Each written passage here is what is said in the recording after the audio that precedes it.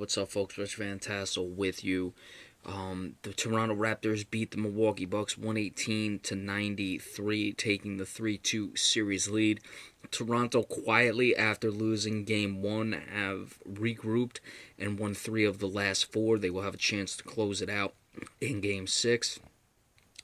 For the Bucks, Thon Maker, not one of his better games. 6 points, 5 rebounds. 1 steal, 1 block. Giannis Antetokounmpo stuffed the stat sheet. Very surprising game. 12 of 19 shooting, did not shoot any threes. 6 of 9 free throws. Adequate, but not good. Don't get me wrong. But 30 points, 9 rebounds, 3 assists, 3 steals, 3 blocks, but was minus 24. I don't know how that happens. I mean, you gotta be there. Malcolm Brogdon, 19 points. Chris Middleton did not show up tonight, nor did Tony Snell. They need those guys to play better. Minus 18 and minus 10, respectively. 9 for Snell on 3 of 5. 8 for Middleton on 3 of 8. So that's 6 of 13 between the two of them. Certainly the shooting percentage was fine. Got to get more, though, all the way around. For the bench, Greg Monroe, again, he's been having a good series. 11 points, but only 2 rebounds tonight. 4 of 6 shooting. He was minus 13. I don't know if anyone was... Yeah, everyone was in the minus. You don't often see that. The lowest was minus 1. Even in some of the worst blowouts, there will be some guy who can manage a plus, but nope, everyone was in the minus.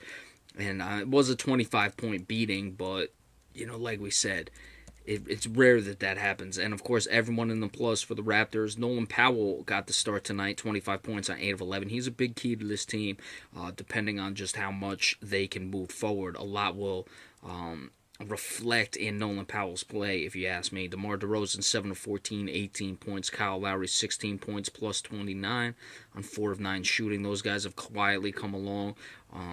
Kyle Lowry, it could have been... after the Game 1 sluggishness that he just needed to really move up in intensity. Hadn't played that many minutes moving down the stretch. But he has had his Game 1 struggles and his playoff struggles, but it looks like he's coming along. Ibaka, 19 points on 8 of 10 shooting. DeMar Carroll, 12 points. So all the starters were in double figures. Corey Joseph had 10 points off the bench. He was the leading bench scorer.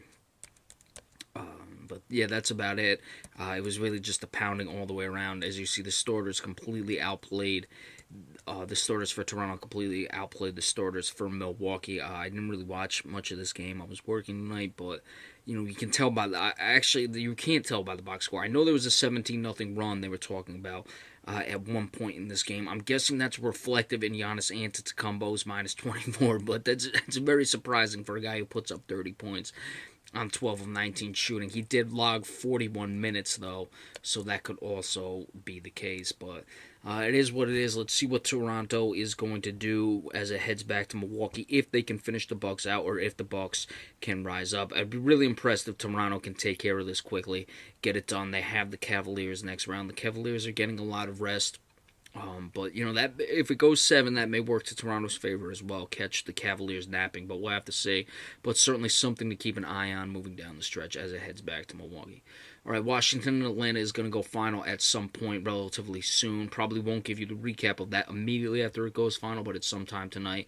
And check for the Golden State-Portland one tomorrow, because that's, starting at 10:30. That's a little late. It appears Kevin Durant will play in that game, though. So we'll see you in a little bit. If not tonight, be sure to check it out tomorrow. Take care.